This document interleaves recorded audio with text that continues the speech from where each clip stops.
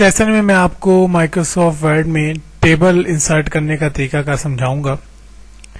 इसके लिए आपको टेबल के मेन्यू पर जाना होगा। उसमें एक तो ऑप्शन है इंसर्ट, उसके साथ ही सब मेन्यू दिया गया है टेबल का। जैसे मैं इस पर क्लिक करूंगा तो एक डायलॉग बॉक्स मेरे सामने अपेयर हो गया है। इसमें देखिए कि आप कॉलम्स की तादाद कितना रखना चाहते हैं और रोज की तादाद कितनी रखना चाह रहे हैं। इसमें कॉलम्स हम इतने रहते हैं रहने देते हैं और रोज की तादाद हम बढ़ा देते हैं, जैसे मैंने 4 कर दी है। उसके बाद ऑटो फिट बिहेवियर कि जो कॉलम्स की विड्थ है वो किस हिसाब से इसकी चौड़ाई जो है कॉलम्स की ऑटो हो, या आप इसको अपनी मर्जी से भी तब्दील कर सकते हैं। इसी तरह ऑटो फिट टू कंटेंट्स के जो उसमें आप अल्फाज लिखें उनके हिसाब से, या ऑटो फिट टू विंडो या विंडो के हिसाब से इसको चेंज कर दे। इसके बाद ये है remember dimensions for new tables. तो ये तमाम डायमेंशंस जो आपने इसमें दिए हैं वो नेक्स्ट टेबल्स के लिए भी इसको याद रखें। इसे आप ओके करेंगे तो देखें टेबल जो है आपके कंप्यूटर पर ऐड हो चुका है। इसके अंदर आप काम कर सकते हैं। देखिए मैं इसमें न्यू लिखा, टैब का बटन दबाया, उसमें आ जाऊंगा, आगे जा सकते हैं। आप इसमें काम कर सकते हैं। इसी तरह से इसमें आप चीजें बना सकते हैं। इनकी विड्थ को आप खुद भी तब्दील कर सकते हैं। जैसे ये देखिए मैं इस पर अगर रो की हाइट को बढ़ाना चाहता हूं तो जब मेरा कर्सर इस तरह 2 तीर वाला मुंह इसका बन जाएगा तो मैं इसको लेफ्ट बटन को प्रेस रखते हुए अपने माउस को ड्रैग करूंगा तो ये देखिए इसका साइज जो है वो रो का अपने आप बढ़ जाएगा। इस तरह से कॉलम के ऊपर जब मैं लेके आऊंगा तो देखिए उसी तरह का एक निशान बना, थोड़ा सा डिफरेंट। तो इससे मैं उसकी सेटिंग कर सकता हूं जहां पे मैं इसको रखना चाहता हूं। इस तरीके से आप अपने टेबल की सेटिंग भी कर सकते हैं। एक तरीकाकार इसका ये है कि आप टेबल पे जाएं और इंसर्ट में एक और चीज आपको बताता जाऊं आपको मैं कि अब पहले आपने सिर्फ टेबल इंसर्ट किया, कुछ ऑप्शंस और इसके जो है वो हाईलाइट हो गए हैं। एक है कॉलम टू लेफ्ट। अगर आपको जरूरत है कि आप इसमें एक और कॉलम ऐड करना चाहते हैं तो आपको फिर से टेबल मेन्यू फिर इंसर्ट मेन्यू पे जाना होगा। कॉलम टू लेफ्ट कि आपके जिस कॉलम में आपकी इस वक्त कर्सर है उसकी लेफ्ट साइड पर एक कॉलम इंसर्ट हो जाएगा। ये देखिए इस वक्त मेरी कर्सर क्योंकि इस कॉलम में थी, इसकी लेफ्ट साइड पर एक कॉलम जो है इंसर्ट हो गया है। अब मैं कर्सर इसमें रखता हूं और इसकी राइट साइड पे एक कॉलम इंसर्ट करके देखता हूं। ये देखिए कॉलम टू राइट।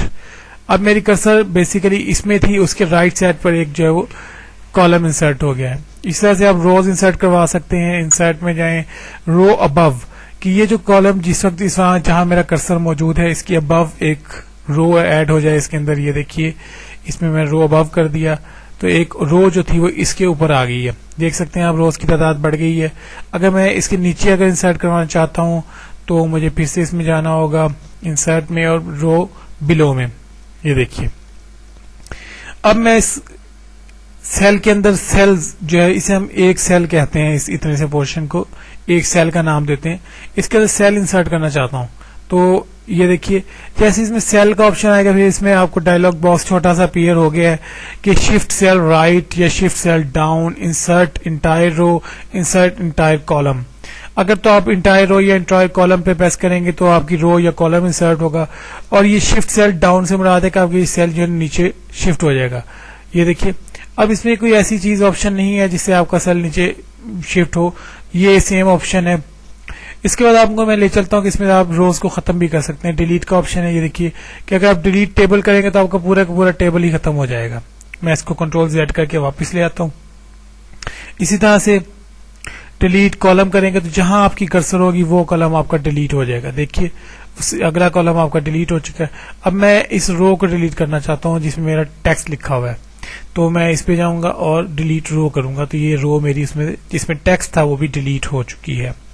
अब इसमें से मैं एक सेल डिलीट करना चाहता हूं अगर तो डिलीट पर जाऊंगा और सेल पे क्लिक करूंगा तो ये देखिए shift cell to left. Basically ये सेल को शिफ्ट कर देता है, वहां से खत्म तो नहीं करता है। देखें अब उसने यहां से जो सेल था वो डिलीट कर दिया, ये जगह मेरी खाली हो गई है इसमें। इसको आप देख सकते हैं अपनी स्क्रीन पर। उसके बाद सिलेक्ट का ऑप्शन है कि आप पूरा टेबल सिलेक्ट करना चाहते हैं ताकि इसको आप कॉपी पेस्ट कर सकें, या आप सिर्फ कॉलम को सिलेक्ट करना चाहते हैं। इसके लिए जिस कॉलम में आपकी कर्सर होगी आप वहां पे कर्सर रखें और कॉलम को सिलेक्ट करवा लें। इस तरह से आप रो सिलेक्ट करवा सकते हैं। सिलेक्ट करके रो सिलेक्ट कर लिया या किसी एक सेल को आप सिलेक्ट कर सकते हैं।